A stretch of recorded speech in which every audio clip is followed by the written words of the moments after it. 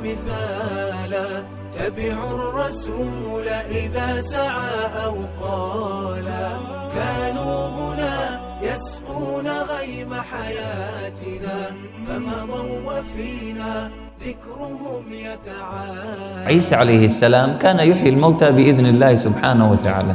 الرواية تقول أنهم قالوا لعيسى عليه السلام: أنت عم تحيينا ناس قريبو عهد، يعني واحد ميت من 50 سنة أو من 20 سنة وتحيينا إياه.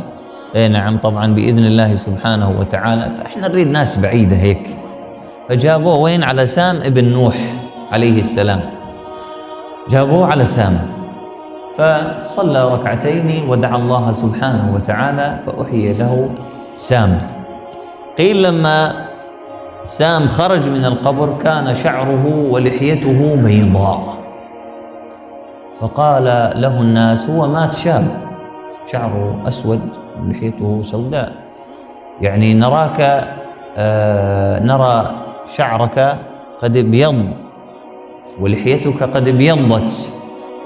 قال: لما سمعت الصوت ظننت أنه النداء فشاب رأسي من الهيبة.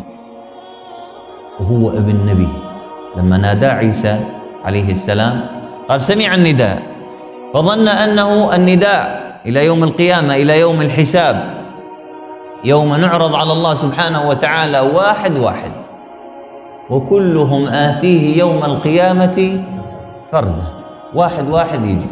تشوف الناس دحك قد احنا بالجامع، الله يحفظ الجميع، تجي أكثر وأكثر وأكثر وأكثر وأكثر، كل واحد ينادى باسمه: يا فلان، يا ابن فلان، تهيأ للعرض على الله. تصور ساعتين سبحان الله يناديك ملك باسمك وتطلع من بين الصفوف وتأتي: اللهم الطف بنا يا لطيف، ويناديك باسمك ويسألك الله عز وجل عن كل صغيرة وكبيرة ستسأل. قالوا: ما لهذا الكتاب لا يغادر صغيرة ولا كبيرة إلا أحصاها ووجدوا ما عملوا حاضرا ولا يظلم ربك أحد. الله ما يظلم أحد أبدا، حاشا لله سبحانه وتعالى. وما ظلمناهم ولكن كانوا أنفسهم يظلمون.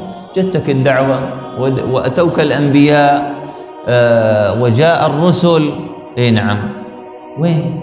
أمامك موت، أمامك سكرات موت، أمامك حتى أن سام بعد أن ذكر هذا الكلام منذ متى؟ قالوا يعني توفيت، يعني قالوا له: متى متت أنت لسان؟ فقال: منذ 4000 عام وإلى الآن أعاني من سكرات الموت. إلى الآن 4000 عام هو ميت ويعاني من سكرات الموت.